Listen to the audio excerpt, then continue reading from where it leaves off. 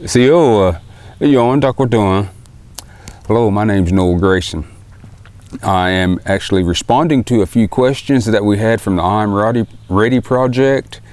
And the first one, I believe. How long should a bow be? Bows we made back then were actually, it's all personal preference because all of us are different sizes, got different arm length, things of that nature. And so it's all personal preference actually. I prefer, I prefer a bow that's about 64, 65 inches long. And if you want to make a nice strong bow to take stress off of the limbs, make it longer. With the same mentality that you can take a 2x12 that is 15 foot long and you can get flex out of it. Now you cut that 2x12 down to 5 foot long and it's rigid. So it takes a lot less stress off the limbs if you make them longer.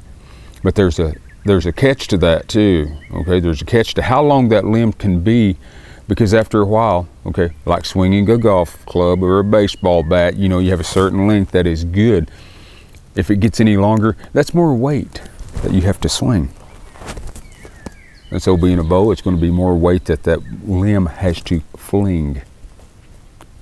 But it was all personal preference because all of us are different sizes.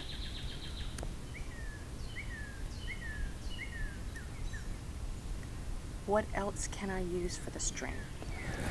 I mean, besides bear intestine, there's an assortment of things. Groundhog actually works good. What we call Ogun ost is what you would refer to it as. The groundhog itself is actually good. You can use a fox squirrel or red squirrel, some people call them, but it has to be an old one. It can't be a young one. You can't use these gray squirrels that are running around here. The skin just won't hold up. You can use sinew.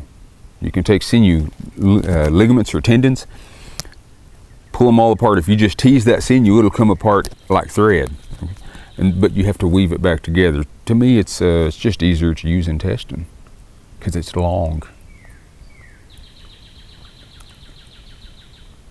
You can also use plant fibers. I've heard of bows that were actually, the bows had strings on them made from river cane.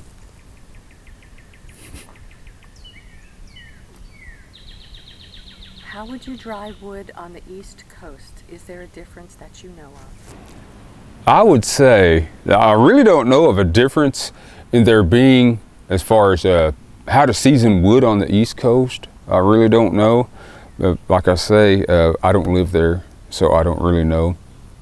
But I would say take care of it. Just when you cut your wood, cut it in the winter when there's less sap in the tree, okay? Because cut it between the full moon and the new moon, what we know as black moon phase. There's that little area in there between the full moon and a new moon. Cut it then, because this controls tides. The moon does. It also controls sap in trees. And so when you cut it during that time, it being cold outside, I'll cut in December, I'll cut in January, February, sometimes March if I have to.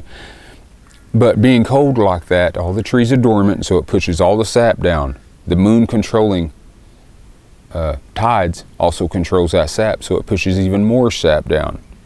So when you cut your tree, seal the ends of it. Now, if there's any sap in the tree, because it's not going to die completely, it's going to have a little bit of sap, but it forces the sap out the sides if you seal the ends of it. Now, I use grease, I'll use just oil, I'll use anything I can get my hands on, paint, whatever I have handy. Wax works pretty decent, all that stuff like that. It works. Anything that seals the end, anything you can seal something with.